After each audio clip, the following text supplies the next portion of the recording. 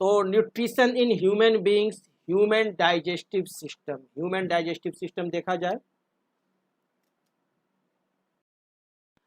the glands which are associated with the human digestive system and form a part of human digestive system are salivary glands, liver and pancreas।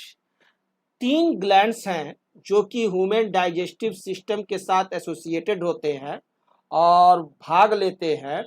वो तीन gland कौन कौन है? First है आपका salivary gland, second है आपका liver और थर्ड है आपका पैनक्रियाज। अब तीनों का बहुत ही रोल है। The human alimentary canal which runs from mouth to anus is about 9 meter long tube. अब ह्यूमन का जो एलिमेंट्री कैनाल है, ह्यूमन का जो एलिमेंट्री कैनाल है वह माउथ से शुरू होता है और एनस तक जाता है और इसकी लंबाई जो होती है अबाउट 9 मीटर्स लॉन्ग ट्यूब, करीब करीब यह 9 मीटर लंबा ट्यूब की तरह है और जो कि कहीं मोटा कहीं पतला अलग अलग शेप का है, ठीक है।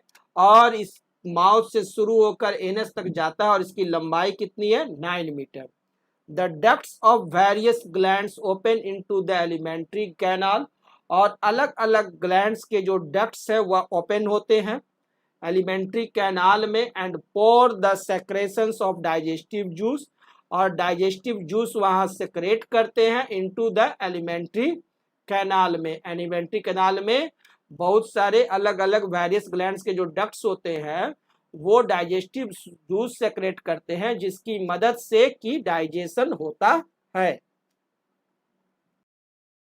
अब देखिए ये है आपका ह्यूमन का डाइजेस्टिव सिस्टम, शुरू होता है माउथ से और एंड होगा कहाँ? एनस पर जाकर के। क्लियर है? सबसे पहला आपके माउथ में ही रहता है सैलिवरी ग्लैंड्स, माउथ में ही रहेगा सैलिवरी ग्लैंड्स, माउथ में ही रहते हैं टंग, ठीक है। माउथ को ही हम लोग कहते हैं बक्कल कैविटी, बक्कल कैविटी, और यहीं पर पाया जाता है क्या? सैलिवरी ग्लैंड पाया जाता है। और ये जो पाइप होता है जो कि आपको चला जाता है स्टोमच में, इस पाइप को कहते हैं ओइसोफेगस फूड पाइप। यह है आपका क्या? Oesophagus food pipe. और ये है हमारा डायफ्राम जिसका डाइजेशन में कोई रोल नहीं है। इस डायफ्राम के नीचे ही रहता है आपका स्टोमच, ठीक है। इसके ऊपर रेस्पिरेटरी सिस्टम रहते हैं डायफ्राम के ऊपर, और इसके नीचे रहते हैं आपको डाइजेस्टिव सिस्टम। और ये देखिए आपका है लीवर, यह लीवर है, और ये है आपका स्टोमच, और स्टोमच के नीचे आप देखिए मिलेगा आपको पैनक्रियाज, और इसी पैनक्रियाज से देखिए यहाँ आपको निकला हुआ लीवर के पास ही रहेगा गॉल ब्लैडर, गॉल ब्लैडर रहते हैं। और यही पैनक्रियाज से होता हुआ फिर ये आगे बढ़ता है तो ये जाता है स्मॉल इंटेस्टाइन। ये स्मॉल इंटेस्टाइन फिर आपको खुल जाता है किस में जाकर? लार्ज इंटेस्टाइन में। ये लार्ज इंटेस्टाइन है, और यही लार्ज इंटेस्टाइन में देखिए ये यहाँ पर रहता है अपेंडिक्स, जिसका कि लोग ऑपरेशन करवाते हैं अपेंडिक्स, ये है अपेंडिक्स। और यही फिर लार्ज इंटेस्टाइन जो है वो आगे की तरफ जाता है, और ये है आपका एनस, और एनस के पहले ये है रिक्टम। ये जो फुला हुआ जो ज़्यादा वाला भाग है ये है आपका रिक्टम, और इसके नीचे है आपका एनस। तो ये है आपका ह्यूमन डाइजेस्टिव सिस्टम। चलिए अब देखते हैं इसे।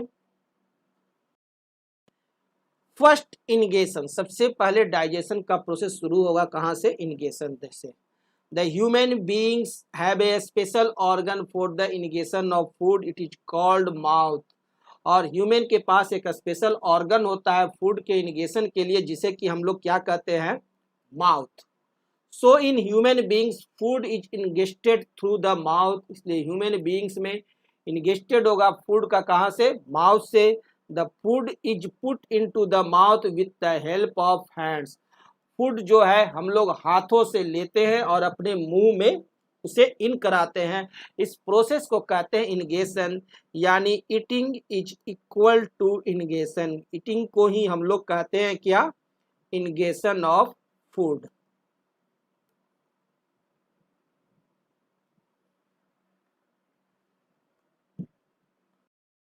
सेकंड है डाइजेशन। अब इंगेशन के बाद देखते हैं digestion. The human beings, the digestion of food begins in the mouth itself. और ह्यूमन में डाइजेशन जो है फूड का वह मुंह से ही शुरू हो जाता है।